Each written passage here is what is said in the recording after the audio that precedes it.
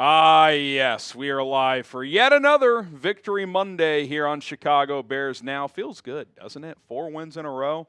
I know it feels good to me. Welcome to Chicago Bears Now. My name is Harrison Graham, producer Cullen with us. As always, we got plenty to discuss on this Victory Monday. We got some injury updates for the Bears and the Ravens as well, the next opponent on the schedule. Some NFL trade buzz I want to dive into. Then, of course, we will take your questions as always. So appreciate everybody for being here as we'll let the chat kind of build up here, and then we'll get into the content. Shout out to Lacora, Bears fan for life, Rebecca McClure. We got Daryl, Andrew, Antoine, Christian, Super Adam, Jose, T-Smooth, Chicago Heights, Austin, Munchin, Kiddis hanging out. We got Martin in the chat, Caleb Caldwell, Lifted Trucks McKinney. We got Caesar, Frank. Shout out to the real ones, man.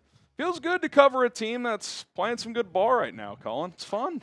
Listen, hey, the Bears are playing, dare I say, complimentary football. They're rushing the ball really well. Defense is getting after the quarterback. And listen, 4-game win streak for the first time since 2018, I believe. Yeah, it's fun. It's fun to win. It's even more fun to win when there's still room to grow, which I think is definitely evident with this team. So it's definitely exciting. Yeah, number one in takeaways, and that's with a bye week already in there. I mean, this defense is on a heater when it comes to taking the football away. It's not a perfect defense by any means. They do give up some yards, some points, but I mean, 4 games, 15 takeaways, that's a hell of a stretch right now. So Yep. I expect that to slow down at some point, but right now they're riding the turnover wave. There's no question about that. So we'll see if it continues. Rebecca shouting you out, Colin, saying, go Seattle, tonight only, Colin. Appreciate that, Rebecca.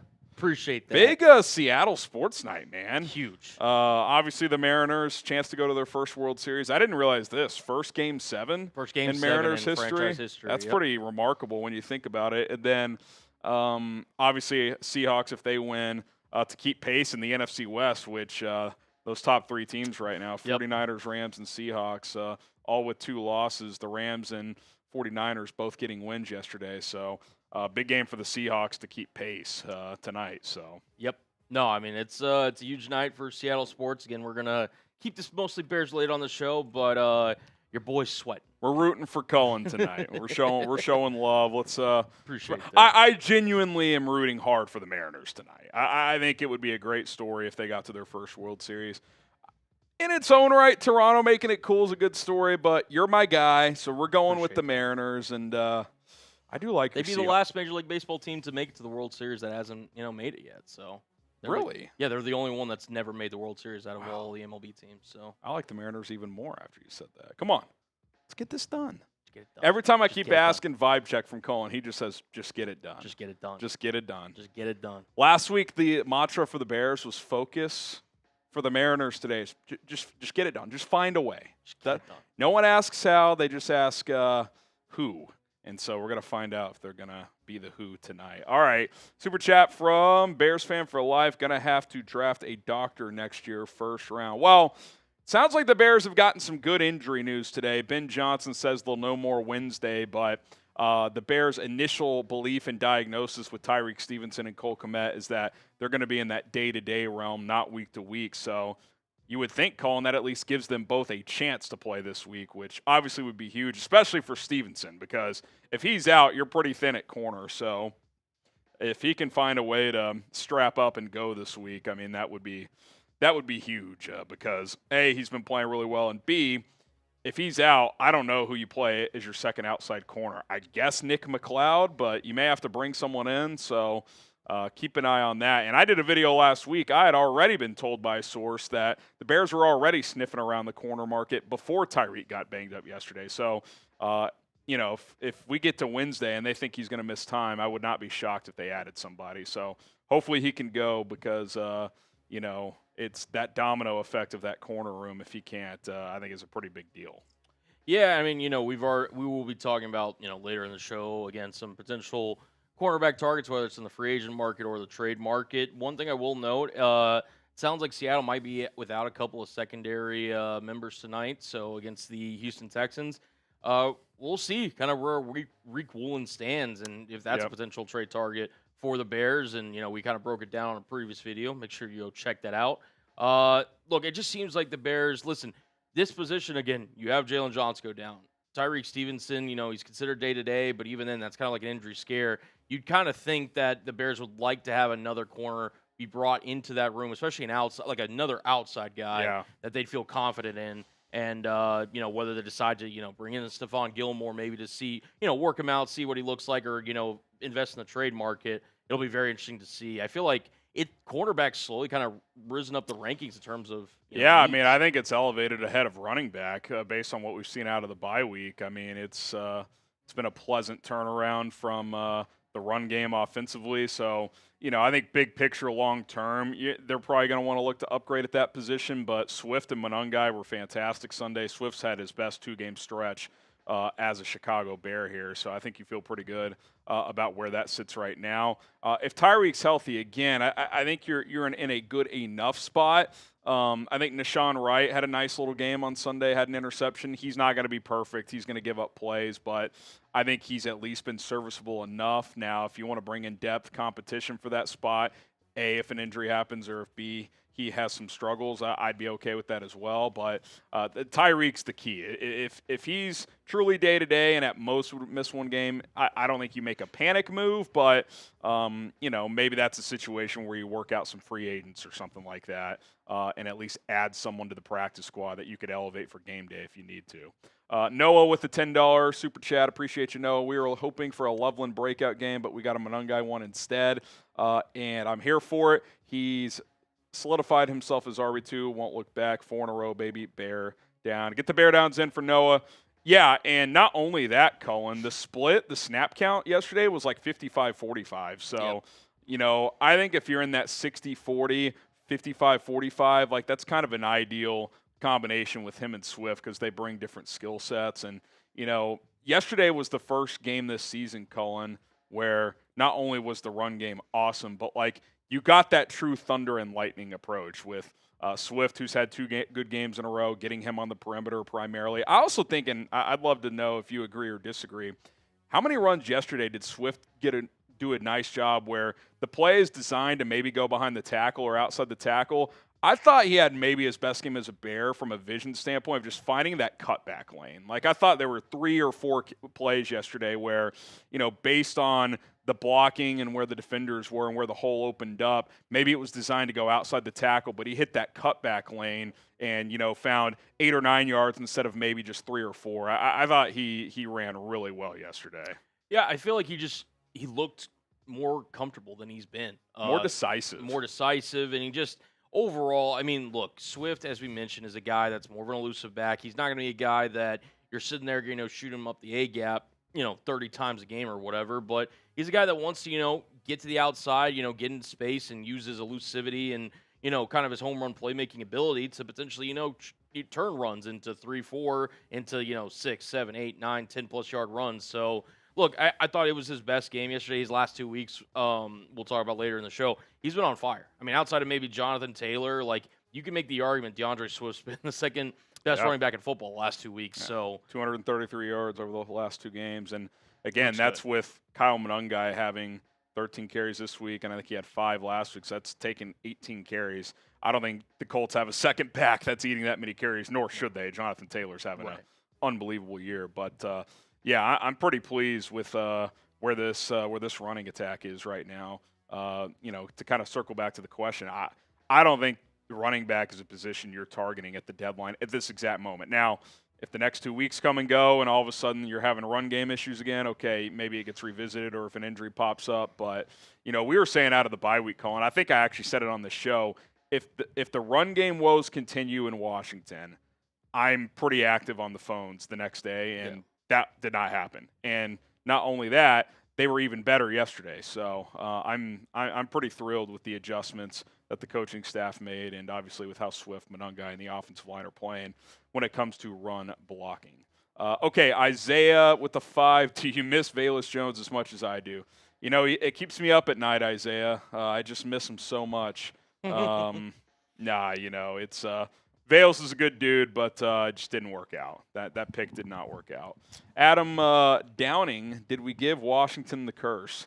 People were talking. The Bears broke the Raiders completely. They've been broken for a while, but some are saying that the Bears broke the Raiders. Yep. Some are saying the Bears broke the Commanders. Some are saying that the Saints will no longer be a feisty team after. Some, not Some. me. Some. I don't know. I think the Commanders have some defensive limitations. And look, I think a lot of people said it this offseason with some pushback, but the Commanders I thought could have a good year this year, Colin, and maybe even be better, but with a worse record than last year. They had an all-time outlier season in a lot of areas. One-score record. I think they only lost one game in one-score games. They had a historic season on fourth down. I mean, historic. I mean, even if you have the best quarterback in the league, you don't go 88% or whatever it was in that regard.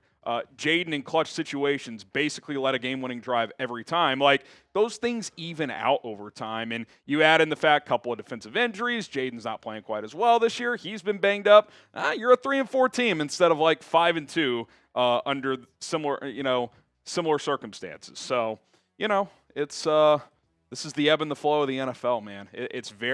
That's why you have to respect these teams like the Chiefs, the Eagles to an extent, that are just good every single year, because this league is not set up for teams to be good for year in and year out to that level. It is very difficult. There's like 5 or 6 of them. Right? It's the Chiefs, the Eagles, the Ravens. The Bills have become that. I would put the Rams in that. They've had random down years here and there, but I think with McVay, they've had proven sustainability. 49ers as well. They had the down year last year, but other than that, I mean, yeah, you might have 2 good years in a row, but then a bad year. Like the Vikings have kind of been that with KOC. Like, this is his 4th year through 3 seasons. 2 really good years, 1 down year. This year is kind of up in the air. So Detroit's trying to become kind of that next team to, like, can they be good for 5, 6, 7, 8 years? They're in what? This would be like year 4 of that. Yeah, year 4. So, it's hard.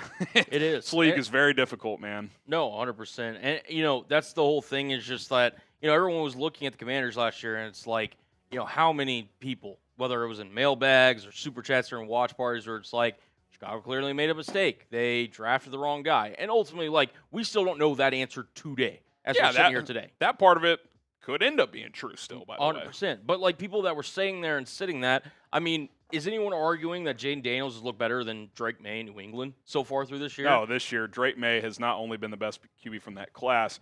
If you're just taking play from this year, Colin, he's a top 5 quarterback in the NFL. Now, to me, to anoint a QB top 5, you have to do it for years and years. Yep. That's why the Jaden talk this year was too much, because it's like, guys, it's been 1 year. We fell into this trap with CJ Stroud. You got to do this for multiple years before you're established as a top 5 guy. But this year alone, Drake May's played like a top 5 NFL quarterback. So we'll see if it continues. But, again, it's hard. Just like it's hard to be one of those sustainable teams, Colin, it is hard to establish yourself as a sustainable top 5 quarterback. Like, it is not easy. It is very difficult. Alex says, is Lamar playing next week, and is Derrick Henry still suffering from acute fumbleitis? That'd be nice if he is. Bears are getting some takeaways, so hopefully. TBD on Lamar. We'll have an update here in a second. He did not practice today. John Harbaugh was kind of just kind of dodged the question when asked about Lamar's status. Before the bye week, he was adamant that he would return. We'll see. Is he playing, is he kind of, what's the word? Is he playing coy, if you will? Like, is he trying to just keep the Bears off balance? Teams don't really do that much in the NFL. Yeah, I would guess he plays, but I would also say I'm guessing that the Ravens aren't as thrilled with where his hamstring injury recovery is to where they thought it would be coming out of the bye. So Wednesday will be telling. Okay, Jay with a 10. Come on, baby. 4-game win streak. If we can clean up these penalties and get better in the red zone, we have a real chance to go 3-2, maybe 5-0 in this next stretch. Yeah, I mean, penalties have been an issue all year. The red zone was actually fantastic the first 3 weeks of the season, and the last 3 not so much. A lot of field goals recently, so got to get better in the red zone. But, yeah, I mean, 5-0, like, that would be a 9-game winning streak. I mean, I get you got winnable games here. I'll be real. I'd be pretty happy with the split the next 2 weeks. Baltimore is going to empty the tank here. You're in Baltimore. They are all in on this game because if they lose it, their season's pretty much over at 1-6. And the Bengals looked more than functional the other night, Colin, with Joe Flacco. I mean, Right. I don't know how he's going to play on a week-to-week basis, but I know it's better than Jake Browning. So, if Hendrickson's healthy and Flacco's playing closer to that than what Jake Browning was producing, road game in the NFL is always going to be difficult. That's, you might be an underdog in that game too. So, if you told me you split these next 2 games, get to 5-3 with the Giants coming to town, I think I'd be pretty happy with that. Yeah, I mean, ultimately, like, nothing's a given in the NFL, but, I mean, you got to take advantage of a schedule, at least on paper, that, to your point, Jay, I mean, I think the Bears really do have a good chance to not only go above 500, but dare I say 4-1, 5-0. I mean, look, the Ravens will see kind of, where Lamar's status is along with the rest of their players. I felt like everybody and their mother there in Baltimore was kind of dealing with something leading into last week's bye week for the Ravens. And, look, it's the NFL. One thing I will say is if you have the amount of penalties that you had against the Saints, that you've had all season, you will get your butts kicked because Baltimore's too good of a team, too well-disciplined of a team to kind of give that many chances to and to put your offense in less than precarious situations. That's kind of like an underlying storyline. Like, yes, the Bears won. They won by 2 scores. We're all happy that they're, on a 4-game win streak. Still a lot of self-infliction. A lot of self-infliction. I think it was, 10 penalties yesterday? 10 penalties. Just weird stuff where, like, the snap exchange. I mean, Ben said today, let me get the exact quote here because I tweeted it out. Ben said regarding the Dahlman Caleb thing, he said it's not a one-person issue, so it's everyone. He said, quote, "We're on a united mission this week," close quote, to get that fixed. I will say this. The pre-snap stuff has been much better on the road, and I think it's because on the road you're in silent count. So you're not hard counting as much. You're not trying to do cadence stuff to draw the opponent off sides nearly as frequently. Maybe I do think at times Caleb is more comfortable when there's just less thinking involved. It's just like, hey, I'm just going to go play free. Like, I think he's more comfortable in that spot. So obviously when you're at home, you got the crowd noise isn't as much of an angle. You're trying to draw people off sides, get defenders off balance, pre-snap and all that stuff. And I think that's been hit and miss so far this year. So we'll see. I trust Ben when he says that they are going to hammer that home this week. I think that's pretty obvious. Sam Luctera says all of these, quote, historic, elite, clutch, getting thrown around and not one mention of Josh Dobbs. If you don't know ball, just say it. Hand up. Listen, when I think of elite, when I think historic, when I think clutch, I think Mr. Astrophysicist himself, Joshua Dobbs, Tennessee's finest. Where's he at these days? He played the other. Oh, he's Drake May's backup. He had to play a couple snaps because May was in the concussion Maybe that's protocol. That's Caleb needs to be his secret sauce. Just get Josh Dobbs as his backup. Get Josh Dobbs in the mix. Dobbs can we love Case Keenum, wisdom among Caleb, and that's what's going to turn around. Not Ben Johnson, not the weapons, not the offensive line. Joshua Dobbs. I think you're onto something there. I think you're onto something. How did we not think of that? Yeah, I don't know. Joshua, are you concerned that the offense is only capitalized on only 30% of the possible points they can get from takeaways? I don't know what league average is on that, and I'll take your word for that, 30% possible. So, obviously maxing out would be touchdowns on every takeaway. I mean, that's obviously not going to happen. But, yeah, I think they've left points out there because some of these takeaways, you're starting in positive territory. So, at minimum on those, you need 3. And I think for the most part, you are getting at least field goals. So, that's a positive, but you got to turn more of those into touchdowns. Listen, I'm thrilled that Jake Moody is confident right now and is 8 for 9 on field goals. I'm not thrilled that he's had to try 9 field goals in 2 games. Ideally, you cut that in half. Like the guy said earlier, the red zone woes the last few weeks. First 3 games were excellent. They were top 10 in red zone TD rate, and I think now they're like 20th, 21st or something. So that would mean I would assume you're bottom 6 or 7 the last 3 weeks in red zone. So gotta get better there. Gotta get better. So. All right, hit that like button. We got almost 600 people watching live. We'll continue to answer your questions here on the program. But if you want to get more Bears fans in here, like the video. We got a lot to jump into here. The latest news, injury updates on the Bears, but also Lamar Jackson and the Ravens as that is the next opponent on the schedule. Sitch Lover, we'll get to you after this first segment, by the way. We'll take your questions, hashtag Bears or Super Chat to get your questions answered on the show. We will do that in our second segment. And then some more trade rumors. Dianna Russini dropped some nuggets that I want to hit on and discuss whether or not the Bears could get involved and any players that she mentioned that could be available. So we will dive into all of that and more here on a Victory Monday. Hit that subscribe button and let's go.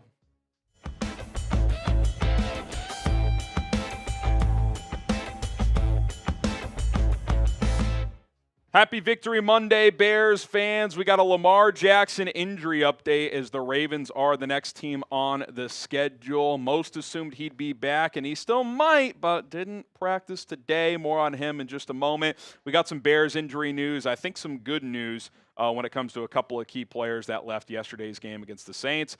And are the Bears getting disrespected despite a 4-game winning streak? We'll dive into all of this. My name is Harrison Graham. Let's start with Lamar, who John Harbaugh declared before the bye week that he and Roquan Smith would be back for this Bears game. Looks like Roquan is going to be. More on him in a second. But the Ravens, who returned to the practice facility today after the bye week, did not have their quarterback on the practice field. He was one of 2 players who did not practice.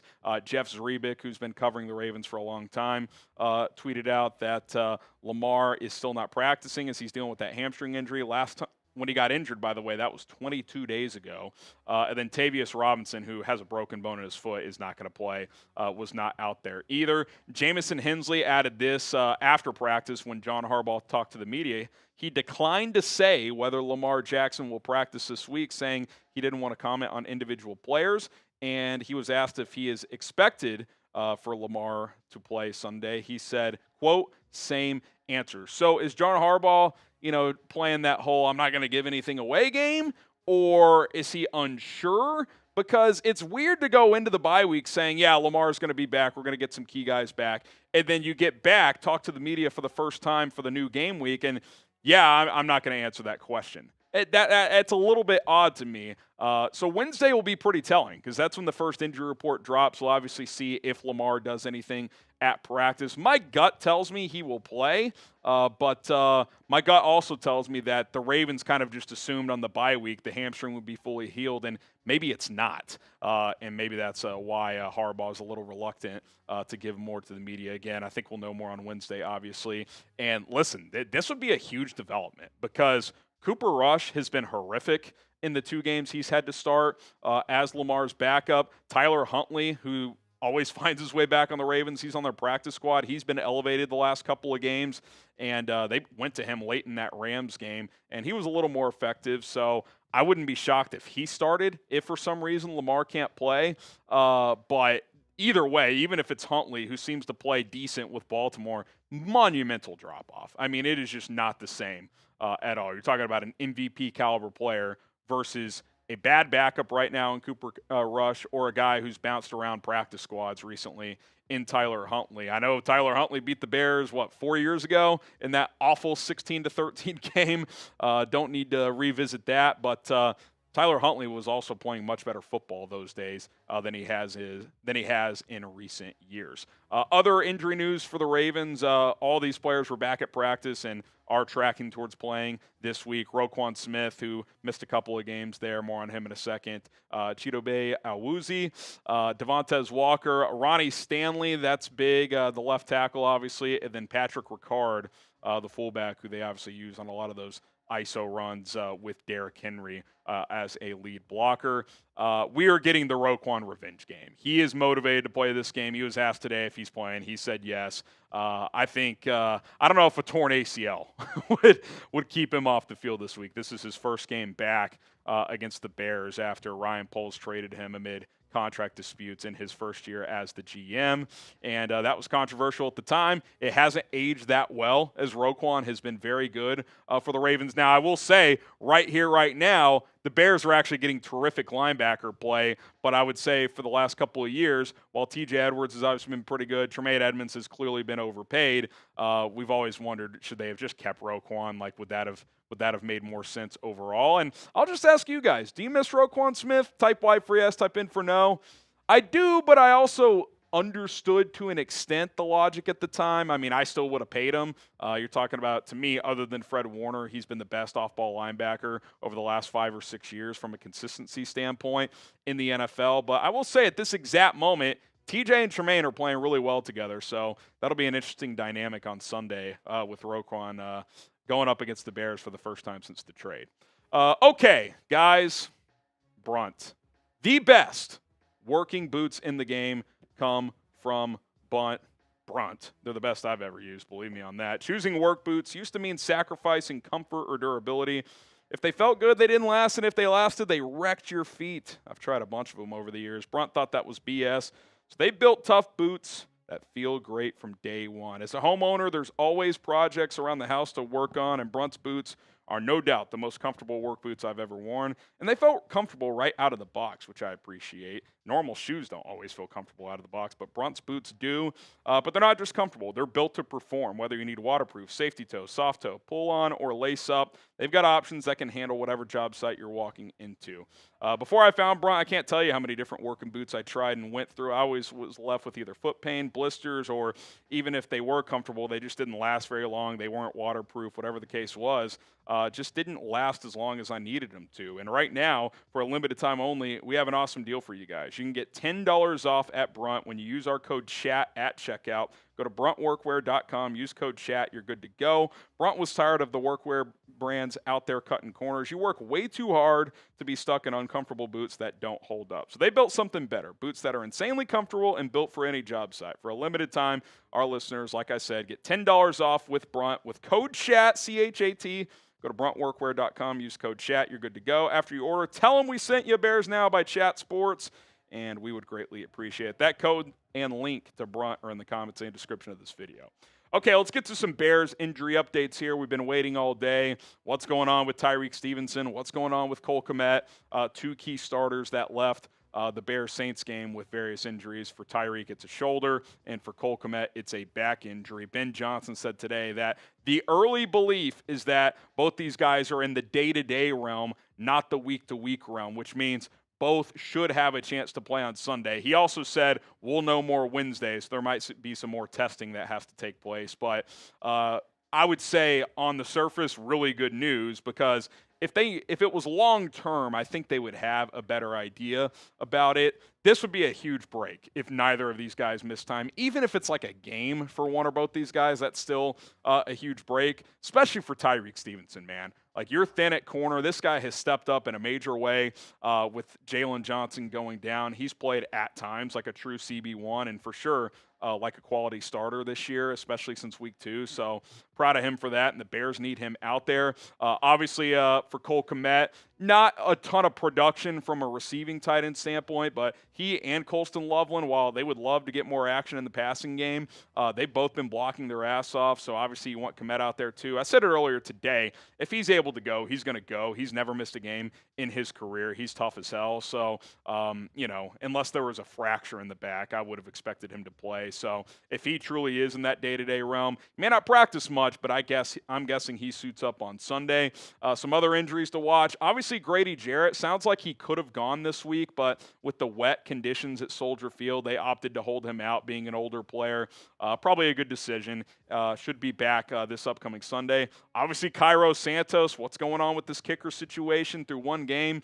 I thought it was a bit early to declare a potential kicker controversy. I don't know if we're there yet, but I'll say what I said last week. If Cairo is not 100%, with him having a weak leg and a right thigh injury, I'm not kicking him. So I would expect Jake Moody for another week if that's the case. They have one more practice squad elevation they can use for him, and then, maybe you make a decision after that. Austin Booker, Ogbongbemiga still on short-term IR. Both their practice windows have been open. For Booker, they got to make a decision this week. If they don't activate him, he is out for the season. Because you have 21 days, and it was open 2 weeks ago. So it's now or never for the Bears with Booker. Ben was asked, was there a setback? And he said, no, we felt comfortable with the rotation that we were heading into these last 2 game days with. But he then also added today, quote, I think he's going to be able to help us. So barring something unforeseen, I think they're going to activate him.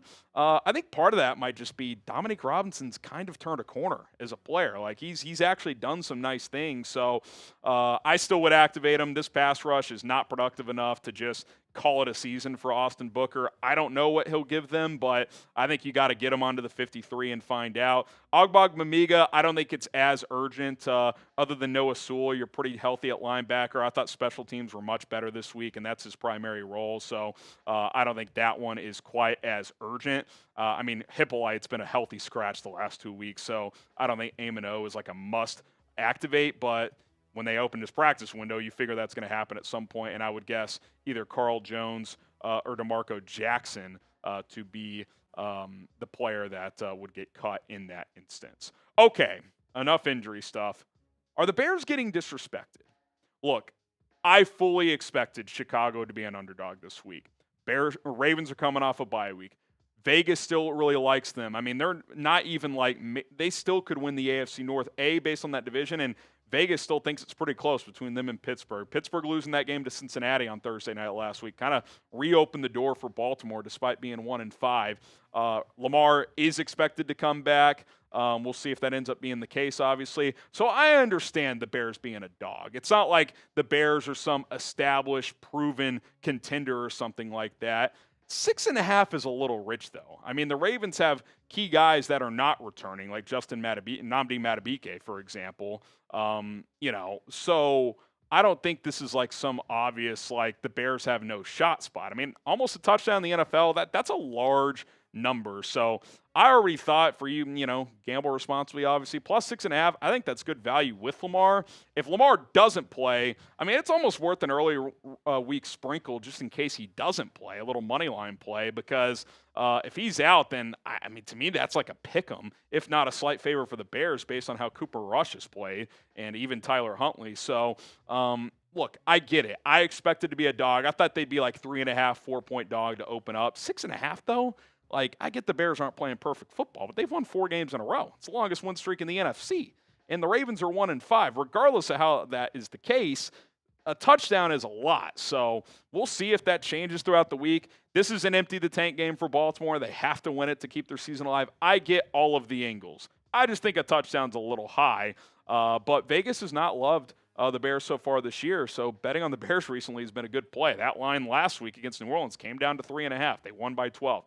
They were a healthy underdog against Washington, beat them outright. So, maybe the Bears just embrace this underdog mentality, go into Baltimore and find a way to get a 5th straight win. So we'll see what happens. I think this is a tough spot for the Bears if Lamar plays. Ravens coming off the bye, like I mentioned, empty the tank spot for them. But, hey, Bears are vibing right now. I'd be crazy to say they don't have a chance. And when Vegas gives a team a touchdown head start, that's usually an indicator that they don't think the Bears have much of an opportunity here. All right, predict the score. Bears, Ravens. Who wins? What is the final score going to be? I won't have my first prediction until we do our preview episode, so you'll have to wait for mine. But you guys let me know who wins and what is the score going to be. All right, plenty of news there. Good to see the Tyrique Stevenson, Cole Kmet early updates. Again, we'll know more on Wednesday, but I think that's trending in the right direction, so that's positive news. We'll continue to monitor that situation and bring you content on a daily basis, so subscribe and bear down. All right, Buff Mac, do you think Glenn goes one and done for the Jets? Probably not, because that is still pretty rare. I guess the one case, if they went 0-17, you might not have a choice. Right. It's one of those where, if they even win 2 games and they look really bad, are you necessarily... Look, I personally would consider it if this continues, but, is Woody Johnson going to admit that error? Right. He seems like one of those stubborn owner types, so... It's true. I don't know. I will say this, Colin. If they get the number 1 pick and they're thinking about drafting a quarterback, you cannot fall into that trap. If you come to a decision shortly after the season that there's a very good chance you're drafting a quarterback, sorry, I'm not going into I'm not doing a Brian Callahan. I'm not doing a Matt Eberflus. I'm not letting a potential lame duck head coach draft a quarterback number 1. Fair or not, one season in, it never works out. It never works out. So, I think there's a chance, Buff Mac, but I would still guess no at this point. But you get to 0-10, 0-11. It's been ugly, man. And to think after that Week 1 game, how fun was that Pittsburgh Jets game to watch? I mean, it's a great game. Great game. You were thinking, okay, this is going to be like a feisty 6-7 win team. Nope. They're horrible. I know they've been in a few games. Like, they came back against Tampa, made that close. They hung with Denver with their defense. But, I mean, it's been a mess. TJ, Monday Night Football, calling Go Mariners. Thank you, TJ. I actually like the Bucs tonight. I'm not saying that just because I want Detroit to lose for NFC North purposes, but with how beat up that secondary is, Colin, neither of their safeties, Branch is suspended, Joseph's out, Terrion Arnold's out. Is DJ Reed playing? I'm not sure. They just sent the inactives out. Ibuka is playing for the Bucs along with Mike Evans. Yeah, so they got their top 2 receivers. I mean, to me, regardless of Godwin, Ibuka's elevated. He's top 2, if not their number 1. No Godwin, no Castro, no Bucky Irving. That's all to be expected. For the Lions. Oh, DJ Reed's on. He's on IR. Okay. I think. All right there. Let's see. I'm looking at the injury report now. Sitch, we're going to put you in the mailbag, brother. Oh, yeah. Sorry, I forgot to mention that. Yeah, DJ Reed's on IR. So, Sitch Lover, Alex Todd, we got Tricky, and we're getting to all Big you guys Sean. in the mailbag. Don't worry. Basically, I just want to make sure. Sitch just said, hey, don't forget. I didn't forget. We're putting you all in the mailbag. We got you guys. Yeah, I mean, I don't know. I mean, I think that's a tough matchup. It's probably going to be a shootout. Kind of like Tampa. Is that game in Detroit or in Tampa? That game tonight's in Detroit, I would imagine. I think. Yeah, it's in Detroit. Yeah. 6.5 point favorite. I mean, no Arnold, no Joseph, no Avonte secondary. Maddox. No Brian Branch, no DJ Reed. Like, maybe it's wishful thinking, but like, I mean, 6.5. I just mentioned Bears worth an early week sprint. I might sprinkle on the Bucs tonight. Touchdown dog with those many injuries. I know Tampa's banged up in some spots, but Evans and Ibuka playing. Yep. I kind of like that for Tampa. So I'm going to go Tampa, and then I'm going to go Seattle. I'm not just saying that because you're my guy. Texans in Seattle. I like the Seahawks in that spot. Yeah, I mean, Seahawks are going into the bye after this game. I feel like they might empty the tank now. Again, wait to see the injury report. Could be without Witherspoon and Julian Love again. That would be tough. That would be kind of an equalizer. I'm going for a Seattle sweep tonight, though. Give me the Seahawks, and then for the first game, yeah, I'll ride with the Bucs and Baker. I do think Detroit's a little beat up. Something's telling me though that they're going to be kind of feisty. They'll tonight. play better than they did against the Chiefs. Yes. That was a textbook. I said it. I was like, that is a textbook Mahomes and Reed spot. They are not falling to 2-4. And I will say, when's the last time Detroit lost 2 in a row? So I could see it's not like they can't win this game. They are favored for a reason, and they're much better at home. So yeah, I just think 6.5 is a big number. I mean, to me, they're the best 2 teams in the NFC right now. Mm-hmm. Bucs are a touchdown dog. That's a lot. That is a lot. And yes, go Mariners, TJ. Jeremy, Caleb is supposed to be franchise tagged. 0 questions. Franchise. It's going to be franchise tagged. It's going. But I mean, we're 6 games into year 2. Yeah. It's way too early to know that. Way too early. We don't know if he's going to be a guy you want to for sure extend. We don't know if he's going to be a guy that you would tag. We don't know if he's a guy you would or would not do the 5th-year option. It's too early right now. It's too early. Okay. Have I told you guys about How Water? Let me tell you guys something as I crack open my How Water here and just get a little refreshing sip here. Well, fresh. You guys have been seeing me God, actually drink mine on the show. That is crisp. I'll tell you what. How Water is my favorite water, man. Learned about it a few weeks ago, and it's fantastic. Jeremy chugs wife is doing some work with them, and we wanted to tell you guys about them. And if you guys want to check them out, you can get 10% off code ChatSports at drinkhowwater.com/discount/chatsports. We'll get that link in the live chat. Hyper pure oxygenated water. And the key is you got these awesome 10 cans here. You keep the lid back on, keeps the oxygen in the water, which is fantastic. No microplastics, none of that garbage. Helps you keep hydrated. It's fresh. It's crisp. You know a crisp water. I mean, that's you know it when you have it, and How Water's got it. It's the clean and most refreshing water on the market, and it's how we stay hydrated at Chat Sports. Sometimes Colin and I get reckless on game days. Little How Water.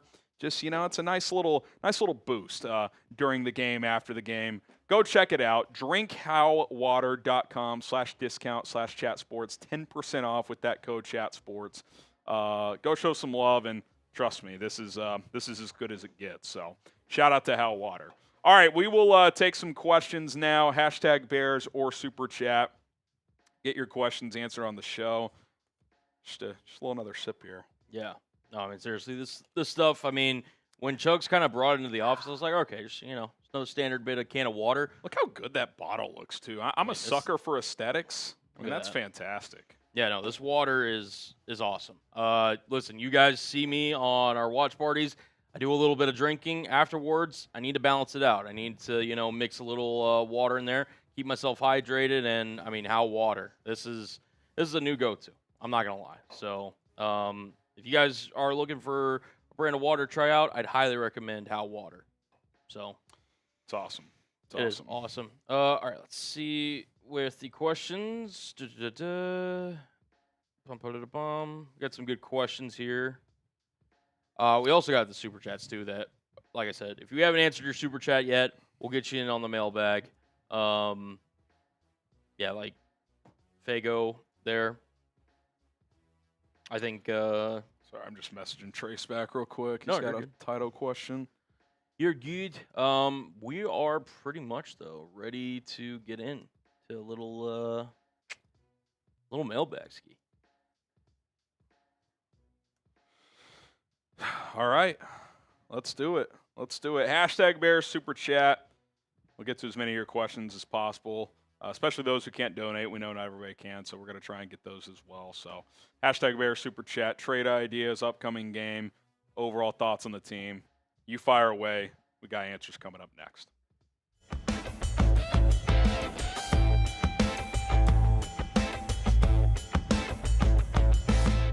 I'm Harrison Graham. We are back with another mailbag here on Chicago Bears Now from the Bears 85. Hashtag Bears. What's an under-the-radar trade we could do that wouldn't cost much? Good question, because obviously, we always get questions. Trey Hendrickson, Jeffrey Simmons. And listen, we love answering those questions. The hypotheticals are fun, right? It's a fun part of sports. But these are some guys I think are worth monitoring.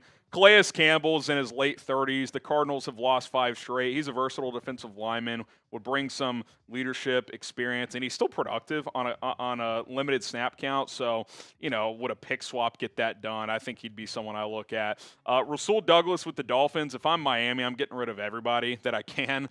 I don't think it would cost more than a pick swap. Tyrique Stevenson sounds like he's avoided major injury, but I still think you could use some corner depth there. Tyree Wilson, obviously Bill Barnwell had that trade idea swap, little Braxton Jones, Tyree Wilson. If you could get him for, a cheap player or a pick swap or something like that, I'd be interested. Kyle Van Noy, still a good pass rusher. It hasn't been as good this year as he was the last couple of years with Baltimore, but he's making like $2 million, so I'd be open to that. More of a 3-4 guy, so you'd probably have to use him situationally.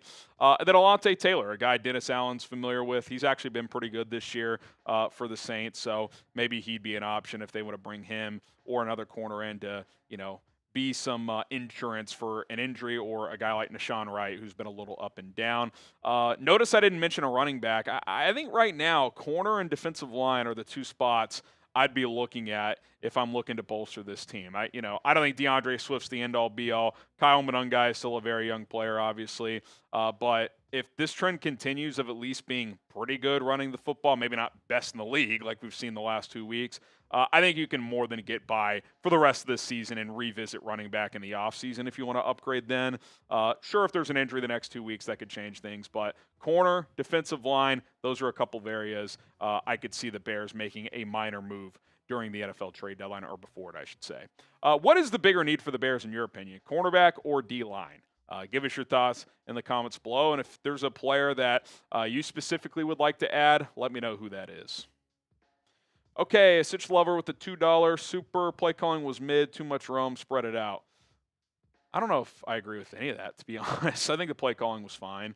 Also, if anything, it wasn't enough Rome. I think he only had 6 targets. They misfired on a couple. He dropped the ball. Caleb missed a couple passes. I don't know if I agree with that. And by the way, this passing game's been at its best when Caleb has targeted Rome more. So I hear you. You want everybody to eat, but if Rome's that top guy, like most weeks he should have 10+ targets. I would say that. Alex Todd, appreciate the 5. Can we shout out how refreshingly intense but also calm Ben Johnson is? Perfect coach for Caleb to excel. Coach of the year. Yeah, I think the relationship with Ben and Caleb is developing nicely. Obviously, the play has been inconsistent. Ben said it would be a bumpy ride, but I think Caleb is taking to the hard coaching well. But you make a good point there. He seems, as a coach, to balance that intensity and calmness somehow. Like, it's hard to thread that needle, right? Like, there's a lot of rah-rah, loud, overly intense coaches that don't really know how to be calm in certain moments. Ben seems to understand when to push certain buttons, and that feels pretty rare as a young guy. So I love the hire. He was my top guy by a mile. He's somehow exceeded my expectations. I think he's been fantastic.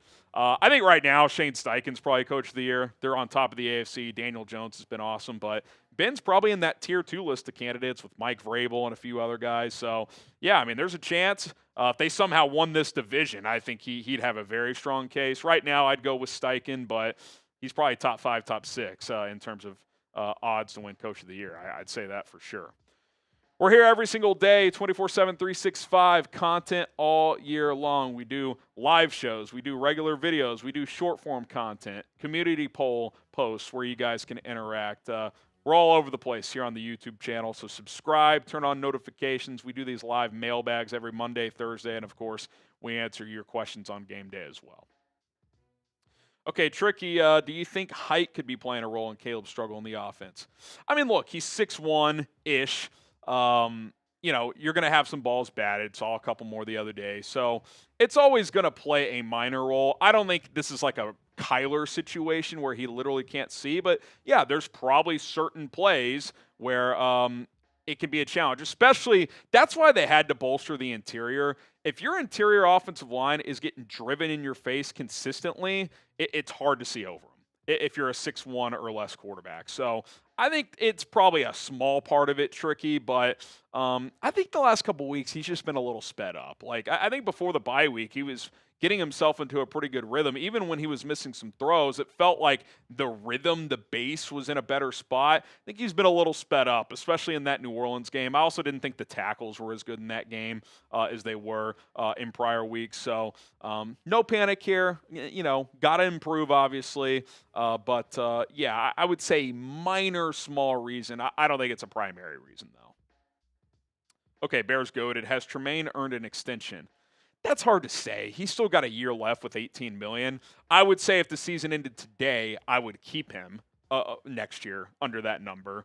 Now, could you get him on a team-friendly deal? Like, could you extend him on a less per year basis than what his initial deal was? Like, they extended TJ 2 for $20, which he's been the highest graded linebacker the last 2 weeks in the NFL. I know PFF's been wonky this year, but he's been fantastic since he's been back. Tremaine's been really good as well. He's playing much better at that will linebacker spot. Let's continue to see this play out. Other than the Raiders game, I think Edmonds has played pretty well this year.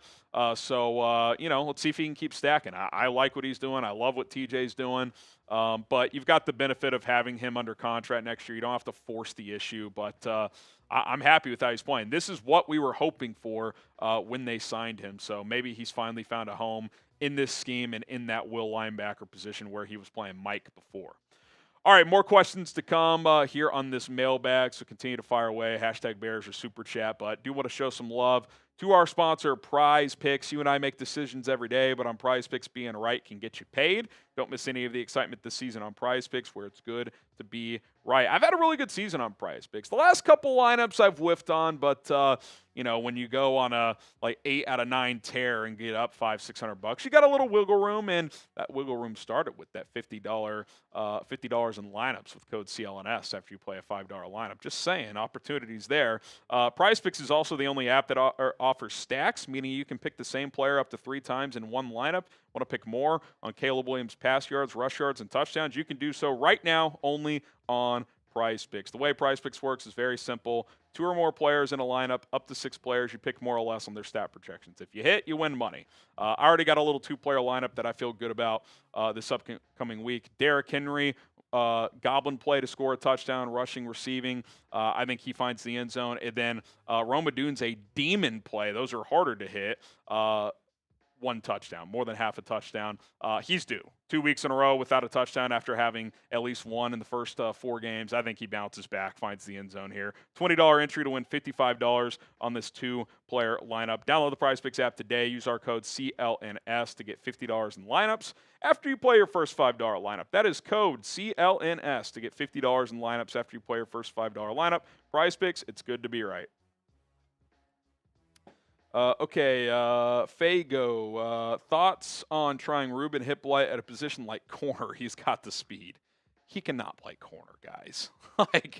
Just because you run a sub 4.4 doesn't mean you can run corner. That's straight line speed. There's technique. There's coverage skills. It's knowing, could he, train for a couple years and be a strong safety or something? Maybe, but, you know how hard it is to play corner in the NFL? It is extremely difficult. I would say after quarterback, offensive tackle, and defensive line, it's the hardest position in the league. Especially in man schemes, it's you and no one else, bro. And all the rules are against you, by the way. So, no, I don't think he can play corner. Is it alarming he's been a healthy scratch the last 2 weeks? Yeah, I don't love that, but also at the same time, your top 2 linebackers are playing lights out, and Noah Sewell, who did miss this last game with a concussion, has been really good as your other linebacker. So, we'll see what his future is, but I don't think it's at corner. Appreciate the 10, though. Also, Zane Gray, appreciate the 2. Should Jake Moody become this team's kicker? After 1 game, I said that was premature.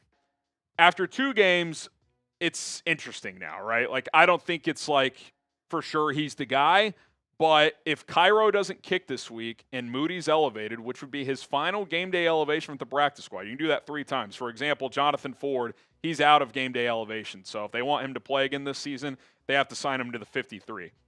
If Jake Moody is elevated this week and kicks well, then I think it becomes a tough decision because Cairo's been a great kicker for this team. I know people get frustrated with him because he doesn't have the strongest leg. I do too. I'm frustrated that you can't try 58, 59-yarders with him, especially in end-of-game situations because you see it across the league. But if we're being fair and objective, when Cairo's in range, he's been very steady. He's not a perfect kicker. Sometimes he kicks the ball low, but he's very accurate. And when he's in range, he's been very steady. He's been, high 80s in percentage. That's well above average. We've seen much worse here, right? It's we remember Cody Parkey. So I'm not 100% there yet, but if you told me he kicked on Sunday, went 3 for 3 or something like that, hit a long-range kick, 'cause that's one thing. We haven't seen one of those 58, 60-yarders. No kick Jake Moody has made yet is a kick Cairo can't make. I do think that's worth mentioning, but at the same time, what if you kind of just, I don't want to say lucked, but kind of lucked into your long-term answer here? That's something to consider too, because Cairo's in his, early mid-30s. I think he's 33, 34, so it could be a tough call depending on what happens this week. So this is a big week if Jake Moody kicks. Listen, if you're Jake Moody, all you can do is make it a tough decision on the Bears. So we'll see what happens. If he kicks this week and kicks well, I think it's going to be a big storyline. All right, will the Bears make a trade? Trade deadline coming up. Curious what you guys think. Type Y for yes, or you can type in for no. Will the Bears make a trade? All right, Kittis, in your opinion, who has been the best player acquisition that Poles made in the offseason? This offseason, Joe Thuney. He's just so steady, man. He is not giving up. I don't think he's given up a pressure. He definitely hasn't given up a sack. He is actually, I think he's maybe given up a couple pressures, but no sacks and no penalties. And this is a highly penalized team, and he does not have one. He's just like a stabilizer to me. Like, regardless of how he plays, which he's been very good, but he's just a stabilizer. I think you could argue it's been the best acquisition of the Poles era. You needed a veteran that's been there and done that. He's won a lot. Oh, and by the way, he's a damn good player. Like, that was such a home run move. 4th-round pick. I get he's 32, but, like, if you get 2, 3, even 2 good years out of this guy, I just think right place, right time, great move. And you extended him for 17 and a half a year. Like, that's, for what he provides, that's kind of a bargain. So, yeah, I think he's easily the best move they made this offseason from a player acquisition standpoint. DC Viper, do the Bears need to consider benching Theo? Look, I'd say one good game, one bad game. I did not think he was good against Washington in real time. Some of the grades that have come out, again, PFF's been wonky this year, but other people have analyzed it as well that study this stuff. Did not have a great game. Ben pointed out 2 bad penalties. Wasn't as sharp in run blocking, and that's the thing with Theo. Like, the one thing that was clear and obvious in that Washington game is like, okay, if nothing else, this guy's a major upgrade in the run game than what we've seen from Braxton Jones this year. He doesn't have the longest arm, so there's going to be some pass pro limitations. I think it's still probably an upgrade over Braxton Jones. My guess is we get to the offseason and there's a question mark about left tackle. That would be my guess. I think you're just hoping Theo can be adequate, get you through this season, and then that's probably a position to look into next offseason. Maybe Ozzie can make the transition to the left side next year with the full offseason. Maybe they flip Darnell right and Ozzie's the right tackle. I don't know. But for now, I think he's what you got. But I think it's probably week to week. I mean, he goes out there and has a dud. Who knows? Like, I don't think – Ben doesn't strike me as a guy who's not willing to change it up if necessary. Again, one good game, one bad game. Let's see what he does this week against the Ravens. All right, appreciate all the questions. A lot of good ones today. You guys are crushing it. Follow me on social media. DMs are open at HGramNFL, Twitter and Instagram. Still got to catch up on DMs after the win over the Saints, so I will be sure to do that. And if you have any other questions, ask me over there. Again, it's at HGramNFL. Bear down. Big Sean, people forget Caleb's in year 2. Growth is coming. He won't be perfect. Also funny, no one is hounding Jaden Daniels for a fumble. Media goes nuclear if that's Caleb. Yeah, I mean, I hate doing the, if Caleb did that thing, but it is kind of true. Like, if Caleb did what Jaden did at the end of that game, he would have gotten killed for it. And quite frankly, rightfully so. To just drop a handoff in that spot up 2 points, that's kind of an inexcusable error. Like, sure. You just can't have it. It's just unacceptable for that to happen in that spot. Like, I guarantee you Aikman's reaction would have been different. And quite frankly, that would have been deserved. Right. Like, you can't have that mistake in that spot. You should get criticized for it. 100%. You're making, $35 million on your rookie contract, whatever it is. You can't hand the ball off. Like, a double standard. Sorry, man. Like, this is what it is. Like, again, this is this is the guy that everyone was saying after last year, great, best in his class. Is he top 5? Is he top 10? Whatever. Like, he hasn't been at the level this year, and he's dealt with injuries and stuff. In that primetime moment, the biggest storyline that came out about a quarterback in that game was Troy Aikman's commentary about Caleb. Yeah. And that should not have been the case. The story should have been Jaden blew the game. He blew the game. It's 3rd and 1. Even if you don't get the first down, you either have a chance to go on 4th or you can pin the Bears all the way back and you drop the handoff. It's not like he dropped the snap. It'd be one thing, okay, wet conditions, weird snap, don't squeeze it. He had the ball, and as he turned to hand it off, he dropped it in Krosky Merritt's lap, didn't get it to him, and the Bears recovered and won the game. I mean, you should get criticized for that. That's ball handling 101, man. Like, so. I hear you, Big Sean. Cornelius, could you imagine if the refs would have called that Monungai TD dead on end of game situation or end of half situation? I think he's talking about when they blew it dead. Yeah. Well, you're probably not handing the ball off if it's the last second of a half or a game. I guess at the end of a game you might. If you're at the 1, it's the last play of the game, you might. I think they were at like the 5, though. Yeah, I mean, look, out of all the egregious officiating things we've seen, that one's a little further down the list. But, like, when they blew that dead was weird. It's like, if anything, you should have called progress earlier. By the time you called it, it's like, okay, he's clearly moving the pile. Yes. So I was glad he was able to punch one in after that, because that would have kind of sucked if he still didn't have his first touchdown, because that was a good example of his power, his contact balance on full display right there. It's pretty good for a 7th rounder. Pretty good. Pretty good for a 7th rounder. Pretty good for anyone. It's a great game for him. 13 for 81 and a tud. I'll take that for my RB2 any day of the week. John, get the hell out of Washington. Are you effing kidding me?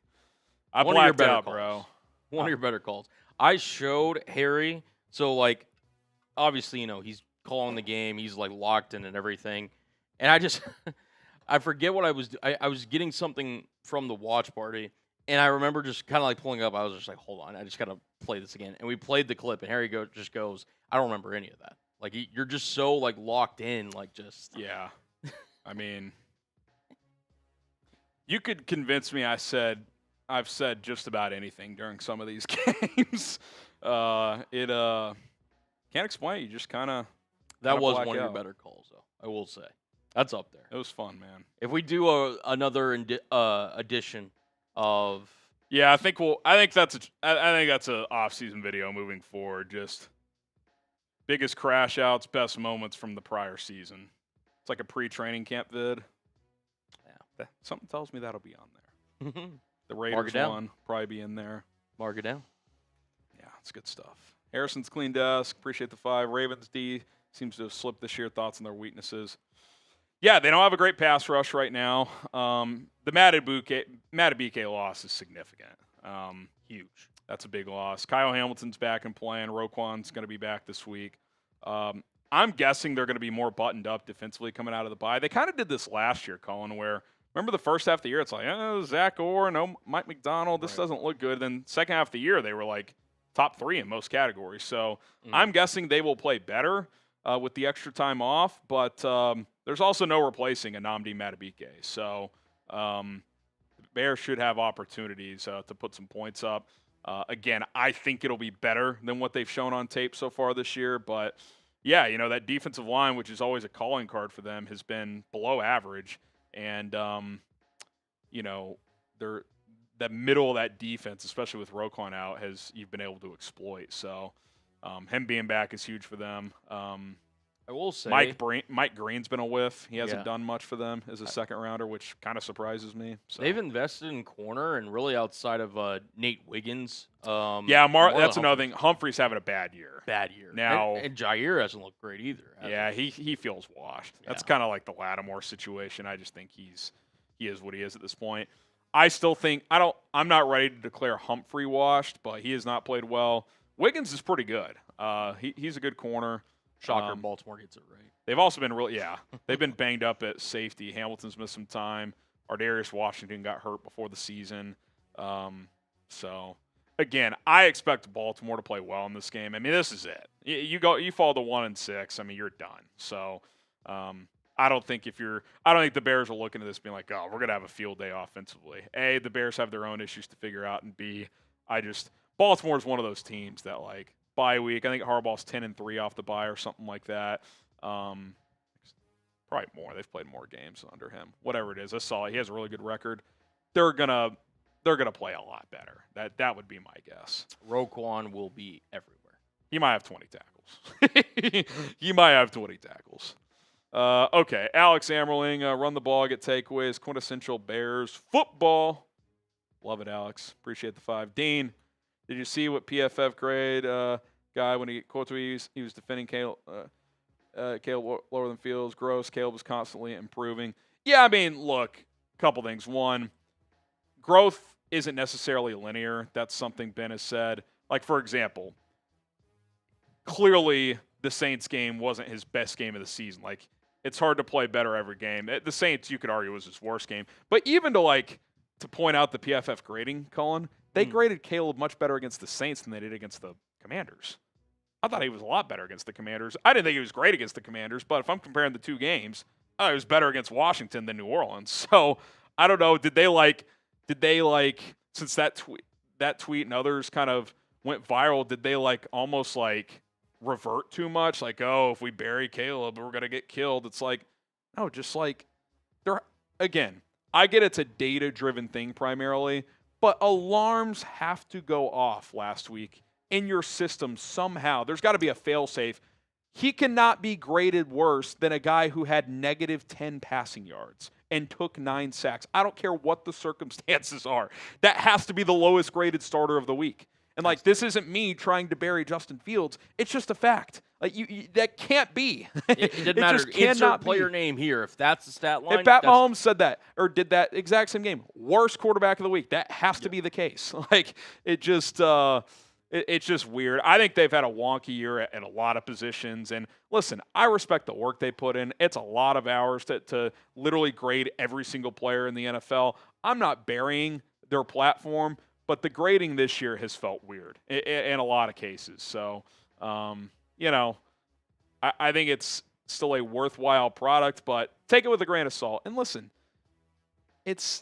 you should take it with a grain of salt regardless if you agree or disagree with the grades because, as J.J. Watt pointed out, Colin, you have no idea what each player is told to do on each play. So, you're grading it on a curve of, how you interpret the game, the person who's grading it. So, I think you always have to grade, evaluate with that in mind because this isn't basketball where you kind of know, there's not 50 different plays in basketball. Right. Teams might run 5 to 7 offensive concepts and sets. In the NFL, you might have 50 different concepts. So, night and day. And it's 11 players all doing a different job. The NBA, it's okay, guy brings it down. You might have a big set of pick and either roll or pop. You might have a backside screen with a back cut or something like that. But you're not going to have, very rarely do you watch a game and you're like, God, they reinvented the wheel offensively here. So, yeah, it's hard to evaluate, man. And that's why I'm not going to completely bury them. It's hard to do what they're doing, but it has felt weird this year. And not just for the Bears, just across the board. Mahomes is the 13th highest grade quarterback. Are you fucking kidding me? He's been out of this world this year. He was carrying them early on when they were beat to hell, and now Rashee Rice comes back. This week, he got a 60s pass grade. 31 points on 5 drives. How is that possible? So, yeah, it's been weird. It's great. TJ, next head coach fired. I'll be honest, I was kind of surprised Mike McDaniel had a job this morning. I know Stephen Ross seems like a patient, hesitant, nonchalant guy, but you lose 31-6 to the Browns? Colin, Dylan Gabriel, I don't know how many passes he ended up with. It was 31-6, and he had thrown the ball 11 times. Yeah. That feels impossible. I actually did I did our Browns morning video, believe it or not. I produced that video. I believe he was he was 8 for 11 at one point. He was, I think, he finished 11 of 18. I'm actually curious. I'm just going to pull it up. Dude, and Judkins, they gave him the ball. I wouldn't be surprised if he got 30. Could you imagine him in this offense? Holy shit, dude. Pretty crazy. He's a dog, bro. We had him as RB3, so we were on base with that. But. He's a hell of a player, man. But here's the thing. To TJ's point, it's with Miami so reluctant to fire 13 of 18. Him, 13 of 18, and he was 8 for 11 when it was initially 31-6. Yeah. That is 13 of 18. Judkins would, in this offense, oh my God. Yeah. Listen, I love Kyle Monungai more than the next thing. Quinshaw Judkins. That's a real 3-down back, too. He can do it all. I'll still say McDaniel, though, TJ, to answer the question. Is Gannon creeping up? I think they've had some unfortunate circumstances, but excuse me, they've lost 5 in a row. If it becomes 8 or 9, I think they're going to give him a new QB. I think Kyler's going to be on his way out. That was my take before the season, but I still do wonder with what happened against Tennessee. Not just that they lost, but the look of it. Yeah. If he loses the locker room, they don't have a choice. You would have to get rid of him. I still think he deserves. Kyler is not, by any means, even when he's been healthy this year, anything, He's not having a great year. Keeping. And I just think that Gannon, the Cardinals don't want to sit there and, kind of move off of a guy that, hey, listen, let's give him a quarterback that he can kind of pick as his guy, run his kind of full array of kind of style of team. To me, like Jacoby Brissett, even though they've lost the last 2 weeks where he started, dude, he can get the ball out to McBride, Marvin Harrison Jr. Like they've got playmakers in there. Well, and he can throw over the middle. I mean, Kyler just rarely can do that because of his size. So, yeah, I'm kind of with you. I do think he gets traded, but that doesn't mean Gannon's not out either. I think there's a chance he's out as well. But give Gannon.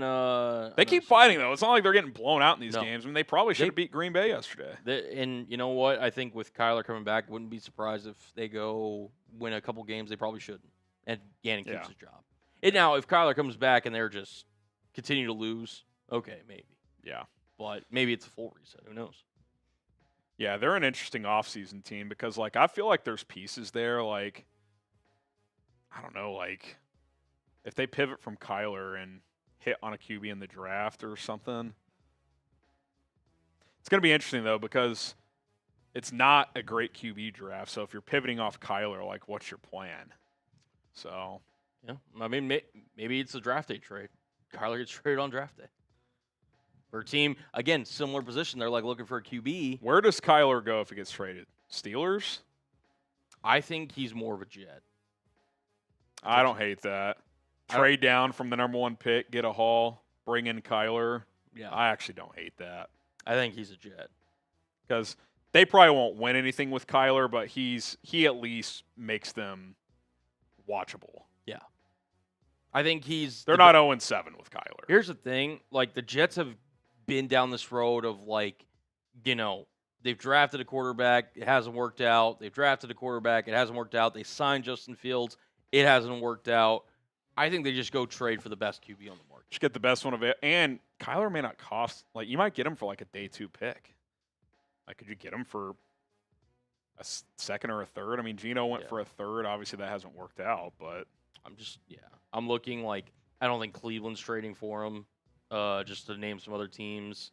I don't think Had the Raiders not given Geno $75 million guaranteed, I think they'd be a team to watch. Yeah. Get him indoors in Vegas. I think he could do some damage. I don't think Miami can't because they're locked in with Tua. Well, and even if they trade Tua, they can't then turn around and exactly take on that. Like, if the Dolphins say, screw it, we're cutting Tua, they're just going to go with some bridge situation.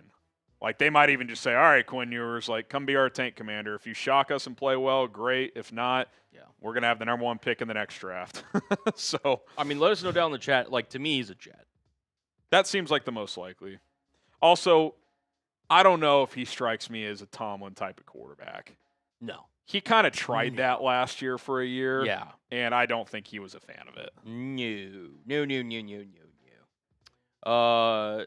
I played with Kyler in high school. Shout out to you, James. My high school played Kyler. Did I ever tell you? I'll throw one wild card team, and it would be objectively hilarious for chat sports. Saints. The Saints. Oh my God. It probably won't happen because of their cap situation. Now, they always find a way to kind of maneuver, but that would be like, it won't happen here. I was going to say one other team would McVay bring him in if Stafford retired, but I don't know if McVay would like a Kyler type of quarterback. No, I don't think so either. I think, to me, he seems like a Jet. I think you hit the nail on the head with the teams. I think he's a Jet. Yeah, that seems likely. Ben says Quinn Williams sauce available. Jets 0-7. There hasn't really been buzz on either. They just paid. When you pay a guy, it's hard to turn around and Sauce, not good. Yeah, he hasn't been good either. Sauce, and he's been also. paid. I could see the Bears trading for a corner, Cohen. I don't think they're taking on a high price one because whether he comes back this year or not, you do have Jalen Johnson. Yes, like I don't think you're. And Tyrique, I don't know if he's played well enough to auto extend him, but he's played well to where he at minimum he's been a quality starter. Yes, honestly, if he plays like this level the rest of the season, even if you're okay, there's a little bit of okay, what is he long term? If you can get him on a team friendly extension, I don't know, if you get him 12, if you get him on the Kyler deal, Gordon 13 a year for a starting outside corner, Yeah. I'd probably do that. Quinnen Williams cap hit right now $15.6 million, but that's prorated by week. So like you're probably only taking on by the deadline like $8 million. I mean, that's pretty interesting. Did the Jets move him though? I don't know. Even next year $20.7 million, and then in 27 it's $25.4 million. If I had to guess, I think Quinnen is going to be, along with Garrett Wilson, those two building blocks on each side of the ball for the Jets. Like, they're going to keep Quinnen, try to build around that defense with him, eat whatever they can of the Sauce contract, and Garrett Wilson's going to be the guy on offense. Outside of that, I think they're sticking with Sauce through next year too. Yeah. Like, I think you just paid him. It's not a tradable contract right now. I think you just have to hope that he plays better. I mean, really, I think that's what you're going to have to do there. All right, a few more flying in here, so we'll continue to answer these. Jeremy, I'm sorry, you're right. I just hope Caleb is our future. I don't know what I said. He asked this question earlier. Caleb was going to the franchise tag thing? Yeah, I mean, we all hope. I just think it's way too early to give a definitive answer. So, Dennis, doesn't it feel like we don't need to make a trade? Yeah, I mean, I will say, like, out of all the deadlines that Ryan Poles has been here, if you told me this is the one that no trade happens, I'd believe it. Like, they feel kind of like a buy low team. Like, make a minor move if you need a depth piece somewhere, if you want to get a rotation pass rusher, if you want a corner depth. If there's a running back you like that you want to add into your rotation for cheap, maybe. But, yeah, I mean, really on offense, you don't need any position. Right? I mean, you're deep at tackle. Regardless of how good the tackles are, you're deep at tackle. You have depth on the interior with Ryan Bates and Luke Newman. You've obviously got 3 quarterbacks on the roster. The way you've run the ball the last couple weeks, plus you just activated Travis Homer. He's like an emergency running back if needed. You saw Britton Brown on the practice squad. You got a million receivers, like tight ends. I mean, if the Kmet thing was something serious, I could see like a very minor move there. But, running back, I don't think they're going to do at this point. Right. And on defense, to me, it's either corner or defensive lineman. You're good at linebacker. I mean, the safety play calling has been awesome. Yeah. Kevin Byard has been fantastic. He's really rebounded. He's played at least a Pro Bowl level the last month, and I don't know, has he played better? I mean, 4 picks, should be 5 if not the friendly fire yesterday. Yeah, I mean, he's been awesome. He's been really good. He's bounced back after, starting off the season pretty slow. He looked sluggish early. I was like, man, has Father Time caught up? But he's always been an instinctive player, and he has been around the football a ton. So, yeah, Bears fan for life says still want Kayvon. They're not trading Thibodeau, especially after the who got hurt for the Giants? I don't know. It was Burns, I think. No, he was playing. So it wasn't Burns. So it was Carter. It was Abdul Carter. I think Abdul got hurt yesterday. I just don't see them trading. Regardless of any of that, he's playing like a high-level starter. I mean, you don't trade a high-level pass rusher. I'll ask you this. Who's most likely to be traded to the Bears? Who? Like one guy? If you had to be like, hey, this is the favorite to be your next insert depth corner. Yeah, like a Rasul Douglas. Like maybe. Rasul Douglas for a 7th, like something like that. That feels like the most likely. I don't think a big move's coming.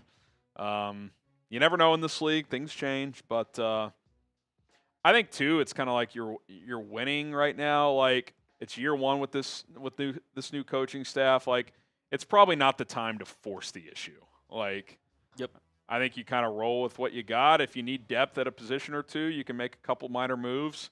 But yeah, I don't see a DC Viper trade a first for Josh Dobbs. Loctera, people are joining the hive, man. Let's go. Okay, Noah. I'm going to be patient with Caleb. I believe Ben Johnson can make him better than Goff eventually. Yeah, I mean, 2 completely different quarterbacks. I just think you have to be patient. I even saw a graphic today, Colin. Goff's first 6 games with Ben Johnson. Again, this is an established pocket quarterback who was coached by Sean McVay for 6 years. The numbers, including the accuracy, pretty similar to Caleb's first 6 game with Ben. I think Goff is at like 63%, Caleb 61%, but like touchdown interception ratio was actually advantage Caleb. Yards is pretty similar. So, like, again, I'm just saying, like, even an established starter, it took time with Ben Johnson. So, like, we're talking about a second-year quarterback in this league, 6 games into this system. Like, we're not punting on the development right now. Like No. that would be insane. No, I remember talking about it in my bowl predictions video that I did way back in July. I compared like Goff pre-Ben Johnson to what was it? Yeah, pre-Ben Johnson to obviously when he had Ben Johnson and then Caleb, obviously. I think, there's a lot of potential for Caleb to grow. And listen, not linear, right? It's Yep. never going to be just, straight up. It's going to have some bumps in the road, but you hope it ends up closer at the top of where your ceiling is. And by the way, that doesn't mean we can't be critical. That doesn't mean I'm not going to sit here and say, got to make that throw, Caleb. Don't take that sack, Caleb. Like, the accuracy has got to be better. It just does. So my guess this week, I'll throw this on record right now. I think we will see Caleb run around a lot less against the Ravens than he has the last 2 weeks. I think they are going to kind of re-harp on the fundamentals because he was really getting into a nice rhythm in the pocket the first month. He really wasn't bailing out much. Yep. The first month. He was doing it a couple times here and there. And Ben Johnson said today, look, we don't want to neuter that part of his game, but I do think you will see a game plan to have him hang in there, get the ball out quickly. It seems like yesterday he wasn't taking the check down sometimes. So, it's all about threading that needle. But especially on the early downs, like, you don't need to chase a play. Like just take the completions and move forward. And I thought he was doing a good job of that before the Saints game and even a little bit the Washington game. Michael, do you think we will get a peanut punch fumble this season? I think Sweats was a peanut punch this week. Or, well, not really, actually. He just hit Spencer Rattler's arm. Wasn't there a peanut punch against Washington, though? I feel like wasn't the Jaden Daniels fumble a peanut punch? I'd have to look at it again. Obviously not on the handoff. No. The one earlier. Or no, the Krosky Merritt one. Krosky Merritt, maybe. I feel like that might have been I have to look at it. I mean, teams get them every week. Was Stevenson's against the Raiders a peanut punch? I don't think there was a fumble in that game. He ripped the ball away from Javonte Williams. Did he force a fumble against the Raiders? He had a pick against the Raiders. DC just said it, so I don't know. I can't remember. A lot of turnovers. Can't remember them all. Club dub. Good problem to have. The latest is we'll see in December. I'm guessing he has probably a medical check next month, and then again in December. He's rehabbing. So we'll see. If they're in the mix and he's healthy, I could see him returning. If they're not in the mix, even if he's healthy, you probably don't bring him back. So I would guess maybe around Thanksgiving we get some kind of an update on him, but I don't expect an update in the near future. Okay, Harrison's clean desk. Appreciate all the super chats, guys. How many snaps do you think Booker is going to get? Well, they got to activate him first. I do think they will, but listen, Cullen, like we got to give credit where it's due. Dominique Robinson's playing the best football of his career. Like he's actually getting into the backfield some. So, are you taking snaps away from him? How do you split snaps with him and Shamar Turner, who's been playing more edge the last couple of weeks? That's been kind of a quiet storyline. We haven't talked about a ton. Shamar Turner playing more on the edge. So I could also even see a scenario, Colin, where they activate him, but he's actually inactive this first game. So, it's kind of like right as he's ready to come back, they've actually gotten some better play out of these depth guys. So that'll be interesting to see. But I do think they'll activate him. How many snaps he plays, that remains to be seen. Agreed. Jeffrey says, I love saying, what if the Bills gave up on Josh to the haters? Yeah, I mean, look, that's the extreme example, obviously. I'm not expecting Caleb Williams to become a Josh Allen level player. But at the same time, a lot of the things that we're talking about now is what people were talking about with Josh. And the reason I'm still pretty optimistic on Caleb, two reasons. One, I think he's got the right coach, Ben Johnson. That's number one. Two, the accuracy issues weren't a thing for him in college, Colin. So, I just think if he can slow down, I think a lot of this is he gets sped up. Mm-hmm. If he just takes a breath and just slows down a bit and the fundamentals continue to improve, I think the accuracy will improve over time. He's kind of like a streaky shooter right now. Like, he gets into these modes where, oh, man, there's 8 out of 10, just beautiful throws. Then it's 4 out of the next 10. It's just about tightening that up. But I hear you, Jeffrey. It's way too early to think about pivoting. Yeah, exactly. What if the Ravens gave up on Lamar?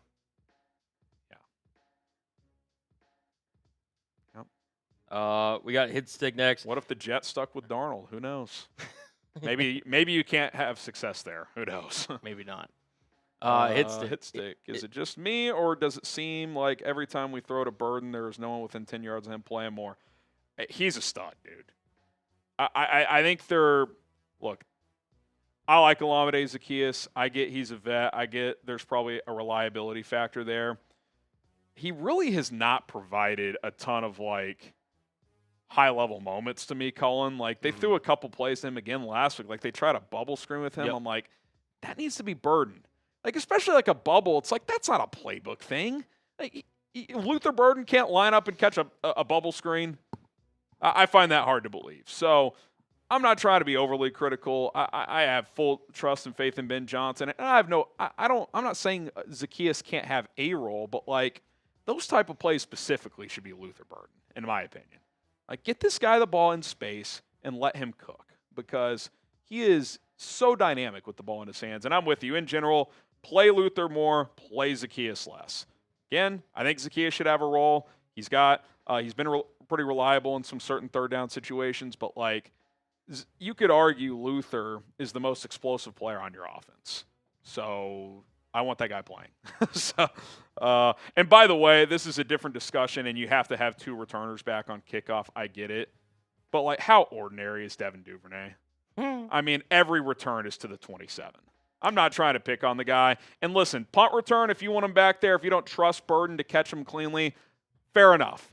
But, like, can you put someone more dynamic next to Burden on kickoff return? And maybe part of it is just, well, if he's just the punt returner, he's probably not worth the roster spot. It's like, well, maybe find someone else then. There was a certain, kick returner for the Bears last season that, at least started week 1 and, didn't necessarily work out. So, listen, maybe Richard Hightower just fused like, hey, steady Eddie, like. And look, he's reliable. I'm not saying the guy's a joke. It would just be nice if every once in a while you rip a return to the 40. It just 100%. Never happens. I would guess the percentage of their kickoff returns past the 30 is less than 50-50. That's underwhelming when the new touchback is the 35. Now maybe that's not being blocked well enough. Maybe Burden, as the other return guy, isn't doing his part as blocker. I don't know, but teams are clearly kicking away from Burden. I'll tell you that. They do not want to kick it to number 10. No, they don't. And he's clearly the more explosive, to your point, guy with the football in his hand out of those two. But, yeah, listen, hey, all reliable. They just don't see a need to change it. Yeah. It'd also be one thing if, like, this offense was struggling to move the ball. Like you just need splash plays. I get it, but – no, listen. God, it just would be. It'd be nice. Yeah. It'd be nice. All right. Appreciate all the questions. We have one more segment to go here. Then we will call it a little doubleheader Monday Night Football coming up. So I want to sign off and check those out, those games tonight. But Trade Buzz, Dianna Russini. She dropped a lot of nuggets over the weekend. We will check those out next here on Chicago Bears Now.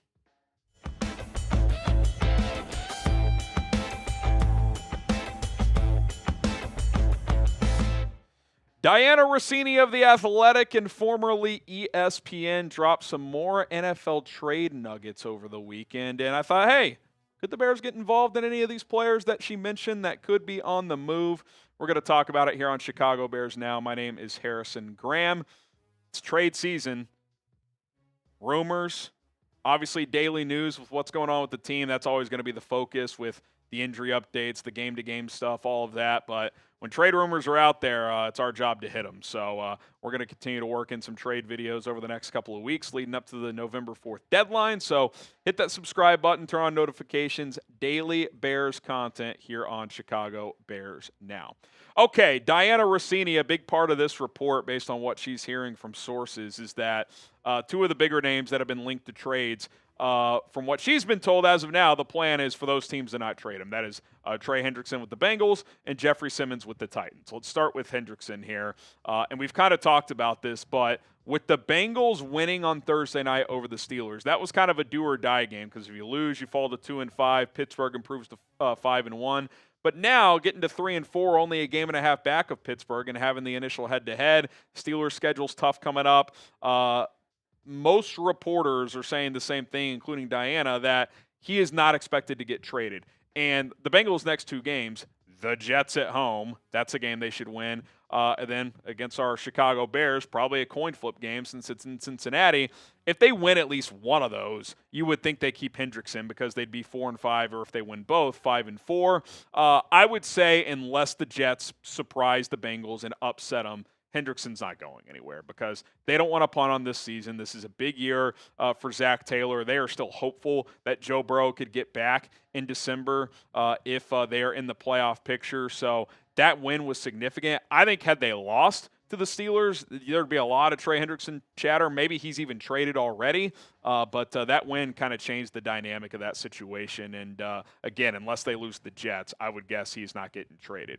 And it sounds like the same is true with Jeffrey Simmons, despite the Titans probably not being favored in another game this year. They're 1-6 and look absolutely horrific. They've already fired their head coach, Brian Callahan. Russini reports every player on the roster is available except for Jeffrey Simmons and Cam Ward, which I actually like that approach. I would even be open to trading Simmons if some team made a blockbuster offer like 2 first-round picks, which, to be clear, I would not do that if I was the Bears. I'm not giving up 2 1s for Jeffrey Simmons right now. But that report on top of Dianna Russini saying once Callahan was fired, Mike Borgonzi's phone was ringing off the hook, the Titans GM, trying to see if Jeffrey Simmons was available. And the answer was the same to all teams who made a call, not happening. And look, I see both sides of it from Tennessee. This guy is 27, 28 years old. He's having an all-pro caliber year. He leads interior defensive linemen in pressures this year. And Mike Borgonzi comes from Kansas City, where he saw Chris Jones up close and how pivotal he's been in their success, not only in the regular season,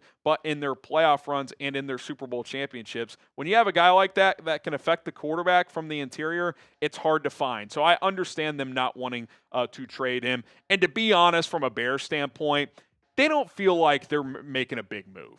Like my guess, and we'll talk about this toward the end of the video, the Bears are a buy low, sell low team, where they're rolling mostly with what they got. If they need a depth piece here, if they want to, if some team wants Braxton Jones and the Bears can get something back, I could see maybe that happening. But I don't think the Bears would be in the Jeffrey Simmons business anyway. I love the player. He's awesome. You put him next to Gervon Dexter, that sounds pretty fun. But I don't know. I think if the Bears are going to make that big, sexy trade, it's probably in the offseason if I had to guess. Okay, who is your dream Bears trade target? It could be a big move, it could be a small move, it could be now, it could be in the offseason. One guy, who's your dream Bears trade target? I want to hear it. Okay, how about trading with the Dolphins? Maybe something like this is more likely. Bradley Chubb and Jalen Phillips. The Dolphins are getting calls on both of their edge rushers here. And Chubb's been paid, so he's making about $22 million per year for Miami. Phillips is playing out his 5th-year option right now, which is $13 million in change. He's been the better player, and he's young and, in theory, ascending. I think Bradley Chubb kind of is who he is. He's an above-average pass rusher, but, his best days are probably behind him. I think he's either 29 or 30 now. Phillips is intriguing. He has some injury history, but his pressure rate's like 17, 18% this year. Don't ignore the sacks, but he's been the more consistent pass rusher for Miami this season. And again, he's cheaper on that 5th-year option, and he is, in theory, ascending. Now, with him being a free agent after this year, this would probably be a move with an extension in mind. So do you want to go that route? I think it's fair to question that, too, if you are Ryan Poles. What I will say is the Bears have not gotten a lot of sack production from their defensive line. Gervon Dexter has 2.5 sacks. Montez Sweat has 2. He's played better the last 2 weeks, so hopefully that continues. I actually like what I've seen from Dominique Robinson as like a edge 4 type. He's been more of an edge 3 recently, so give him a lot of credit. Give the Bears credit for getting some development out of him. Dayo Odeyingbo has seemingly been invisible as a pass rusher since week 1. He's been fine as a run stopper. And then Chris Williams as a depth defensive tackle has a sack. Tanoa Passanio has one as well, but they actually cut him. He's back on the practice squad. Jalen Phillips for a 4th, you could talk me into that, but again, are you approaching that as a rental? Are you extending him? If you are extending him, does that mean you're pivoting off Montez Sweat in the offseason? Or do you try to move off of Dayo Odeyingbo after 1 year? Because I don't know if it makes sense to have, in fact, I would say it doesn't, to have Montez Sweat making $25 million a year, Dayo Odeyingbo $16 million a year, then What's Jalen Phillips on an extension? 20, 22? Does he get the sweat deal? That's a lot of money for 3 edge rushers when I don't know if any of them are dominant players. So even Jalen Phillips, unless you view it as a rental, I don't know if they'd go that route. And do you want to use a 4th-round pick on a rental at this point where the Bears are at in terms of their team? Feels a little rich. That's why I think like a lesser move for like, a pick swap or a 6th or a 7th, someone who can come in, rush the passer 15 snaps a game. That feels more likely than a guy like Jalen Phillips or Bradley Chubb. All right, today's show is sponsored by Brunt. The best working boots in the game can be found at bruntworkwear.com. Check it out today. Choosing work boots used to mean sacrificing comfort or durability. If they felt good, they didn't last. And if they lasted, they wrecked your feet. But Brunt thought that was BS. So they built tough boots that feel great from day one. As a homeowner, there's always projects around the house to work on, and Brunt's boots are no doubt the most comfortable boots I have ever worn. They felt comfortable right out of the box, by the way. Sometimes I buy sneakers. That's not the case. So work boots, whew. Gotta love that. They're not just comfortable, they're built to perform. Whether you need waterproof, safety toe, soft toe, pull on, or lace up, they've got options that can handle whatever job site you're walking into. Before I found Brunt, can't tell you how many different working boots I went through. I was always left with either foot pain or blisters, or they just didn't last as long as I needed them to. Brunt does. They provide both comfort and durability. Right now, for a limited time, get $10 off at Brunt when you use code CHAT at checkout. That's bruntworkwear.com. Use code CHAT. You're good to go. Brunt was tired of the workwear brands out there cutting corners. You work too hard to be stuck in uncomfortable boots that don't hold up. So they built something better. Boots that are insanely comfortable and built for any job site. So for a limited time, once again, $10 off for our listeners at Brunt when you use code CHAT, C-H-A-T, at checkout. Just head to bruntworkwear.com. Use our code CHAT. You're good to go. After you order, they'll ask where you heard about Brunt. Do us a favor. Tell them we sent you. Bears Now by Chat Sports. Brunt. That link is in the comments and description. Use code CHAT for $10 off. All right, could the Bears trade with the Jets? We just talked about the Dolphins being a potential seller. Russini says that New York is getting calls on both Breece Hall and Jermaine Johnson. We'll start with Breece Hall and the run game aspect of this. Listen, 2 weeks ago, I would have said, yeah, let's jump on Breece Hall. In fact, I said going into that Washington game out of the bye week, if they are not at least somewhat better running the football out of the bye, I'd be scouring the running back market. But not only have they been better, they've literally been the best rushing attack in football in the last 2 weeks. 2 games, but you go from one of the worst to arguably the best in 2 weeks. I don't expect them to be the best all year now, but that's pretty notable to me. That tells me you found something that works. First in the NFL in yards per game. First in the NFL on percentage of carries that go 5 or more yards, almost 55%. First in the NFL on 10-plus yard runs percentage, 26.4%. Over a quarter of your runs going for 10-plus yards. Second in the NFL on percentage of carries, almost 36%, that either result in a first down or a touchdown. 3.57 yards before contact. You're getting push up front. The scheme is working. That is first. And even after contact, 13th. That's not a huge strength of DeAndre Swift, but he's been better in that regard. Obviously, Kyle Monangai has helped in that regard as well. I've said it a couple of times now. I think this has been the best 2-game stretch of DeAndre Swift's Bears career. And a lot of that is a credit to this coaching staff, to the offensive line, but also Swift for being more decisive and, finding those cutback lanes and hitting the hole hard. Kyle Monangai, breakout game. The splits between Swift and Monangai against the Saints were about 55-45. I hope we get more of that, 55-45, 60-40 in favor of Swift. I do think he should be the slightly more played player on the field. But, for the first time, we saw the Thunder and Lightning. We saw the Bears version of what Ben Johnson had in Detroit. No one is saying this is Jahmyr Gibbs and David Montgomery, but if we can have a poor man's version of that, at least for this year, I think you got enough to get through this season. I'm passing on Breece Hall right now, not because I don't think he's a good player, but I'm not using a draft pick on a running back who has an expiring contract when I've seen the production I have the last 2 weeks. Now, if it reverts back, if the next 2 games are ugly, or if you suffer an injury, okay, we can have a discussion before November 4th, but right now, I'm not trading for a running back, so I'm passing on Breece Hall. What about Jermaine Johnson? So, kind of like Jalen Phillips, he's had his 5th-year exercise. Now, that is next year. So this is actually his 4th year. He's coming off an injury from last year. He's got next year as well. If you could buy low on Jermaine Johnson, this one actually probably intrigues me the most out of all the names Dianna has mentioned. One, I'm not convinced it would cost a ton in trade. Maybe it's like a 4th or a 5th. And 2, you've got him through next year, so you don't have to extend him. Like, to me, if you trade for Jalen Phillips, you almost have to extend him. Young ascending pass rusher. Jermaine Johnson, under contract through next year for the 5th-year option, you could kind of play it out. Now, if it's like a 2nd or a 3rd-round pick, I'm not trading for Jermaine Johnson. I don't know what he is moving forward. He's kind of still working his way back, but former 1st-round pick, we've seen him play really well in this league at times. If you can get him for a 4th or a 5th, don't have to pay him right now. I'm a little more interested in that because he could be a long-term piece, but it doesn't have to be, and you don't have to break an arm and a leg. 5th-round pick for a year and a half of team control, I mean, that's not too bad. So that would be more of an interest to me if they're going to go down this route of a guy who's young and ascending versus a rental option for cheap. Okay, pick an edge. We've just talked about 3 guys. Type JJ for Jermaine Johnson, BC for Bradley Chubb, JP for Jalen Phillips. Out of all these guys, based on the contract and how much control you'd have, if it doesn't cost a day 1 or a day 2 pick, wouldn't be a first, obviously, but as long as it's not a 2nd or 3rd, I'd at least be open to the idea of Jermaine Johnson from the Jets. 4th, 5th-round pick, if you can make that happen, I could get on board with that idea. Okay, so is a trade coming or not? That's kind of all the relevant intel from Dianna Russini when it comes to the Bears in terms of players they could potentially be interested in. Ryan Poles has made at least 1 trade at every trade deadline or before the deadline. Last year, he only made the Khalil Herbert trade to Cincinnati for a 7th, so it was pretty quiet.